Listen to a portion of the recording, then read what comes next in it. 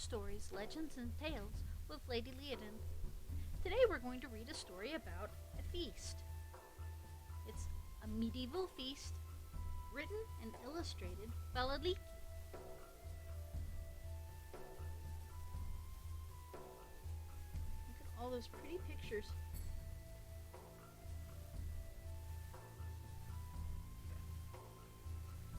It was announced from the palace that the king would soon make a long journey.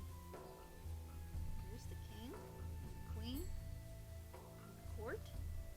Look at that pretty castle back there. On the way to his destination, the king and his party would spend a few nights at Cadmanton Manor. The lord of the manor knew what this meant. The king traveled with his queen, his knights, squires, and other members of his court. There could be 100 mouths to feed. Oh my goodness, they look a little worried.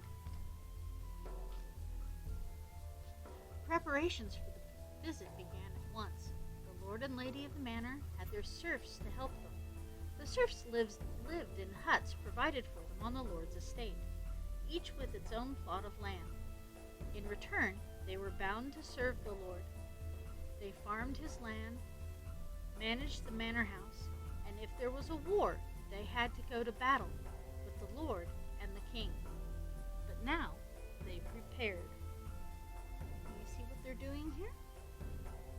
The manor house had its own church, which was attended by everyone on the estate.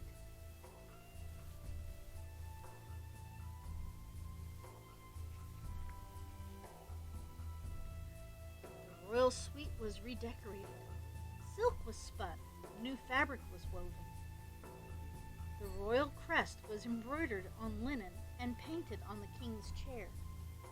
The manor house had to be cleaned, the rooms readied, tents set up for the horsemen, fields fenced for the horses, and above all, provisions had to be gathered for the great feast. You see what he's doing there? He's setting up a tent.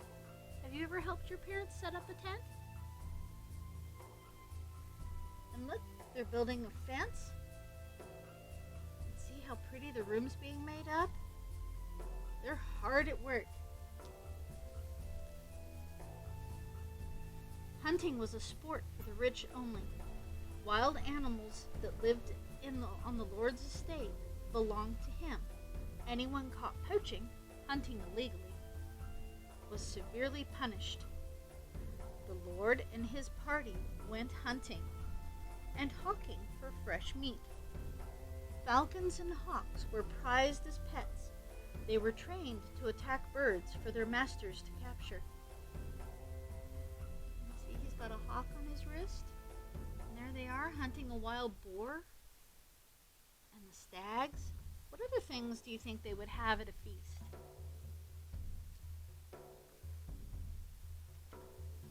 They trapped rabbits and birds of all kinds, and fished for salmon and eel and trout. Serfs hid in the bushes and caught birds in traps. They set ferrets into bushes in burrows to chase out rabbits. There were fruits and vegetables growing in the garden, herbs and flowers for sauces and salads, and bees made honey for sweetening. See the bees back here?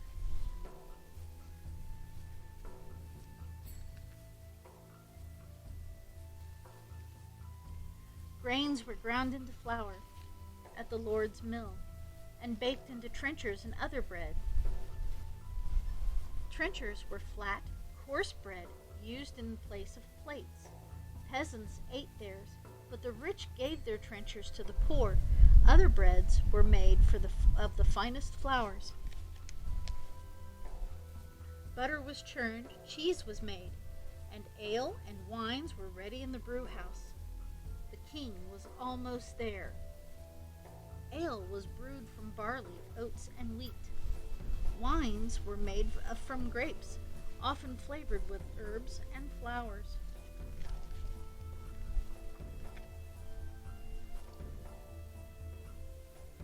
The food was prepared in the great kitchen. There were a great many cooks and scullion boys to help them. The kitchen was a separate stone structure built onto the main house. It was connected by a long passageway to the great hall where the feast would take place. There were cupboards along the way to store the prepared food.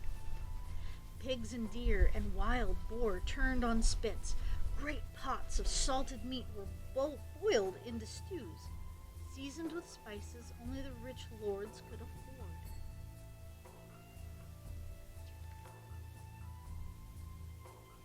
Swans and geese, heron and quail were roasted, and so was the rare beast called a cockatrice. It was really a capon and a suckling pig that were cut in half, stuffed, and sewn together again, each to the other's half. You see the pig with the chicken end, and the chicken with the pig end? A peacock was cooked, then reassembled with its feathers, and 24 blackbirds were baked in a pie. Do you know that rhyme?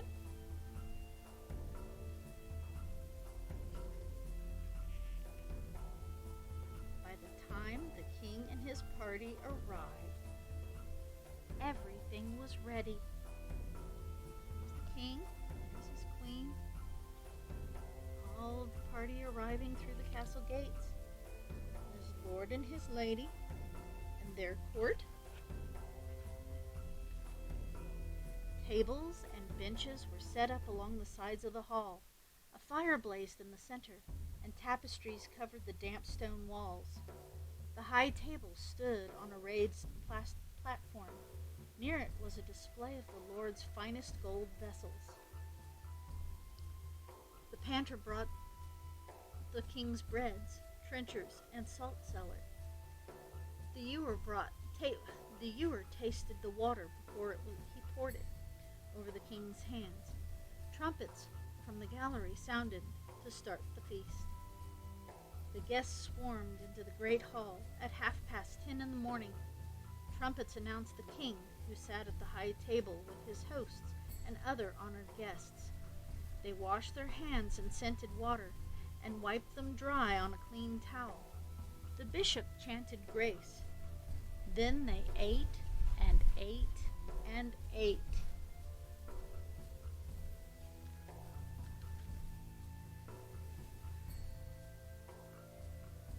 They ate some of their food with spoons. They ate the rest with their fingers. They cut pieces from the meat with the carver put on their trenchers with knives they had brought with them. There were no forks, but napkins were provided. They shared goblets of wine, and between courses the ewer appeared with water for them to wash their fingers. Drums beat and trumpets sounded as one surprise followed another. They ate meat pies and fish tarts, and thick soups called eggerdoos and boucanade. They ate boar's head and cow's tongue and pudding de swan neck. They used their little finger to sprinkle the salt on their food.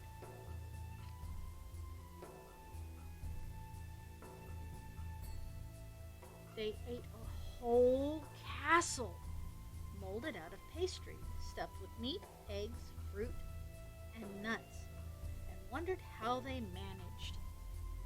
Sweet and spicy sauces dripped into their trenchers as jesters, jugglers, and minstrels entertained them. Course followed course, each ending with a fancy marzipan sculpture called a subtlety. After the guests admired them, they ate those too. See, there's the castle. And look, there's a subtlety of the king and queen.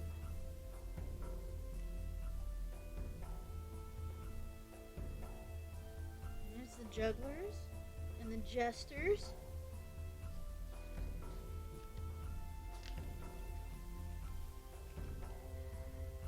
They ate and ate until dark. It was a feast fit for a king. And there would be more tomorrow. Oh, there's the king and queen going up to bed in the room that they prepared. The end. What do you think of that? A medieval feast. Have you ever been to a medieval feast? Have you ever helped to serve a medieval feast? Do you think they're fun? Do you think there's a lot of work involved? Next time you go to an event, you might see if maybe you can help out by serving at some point. That's all the time we have for today. We'll see you next time.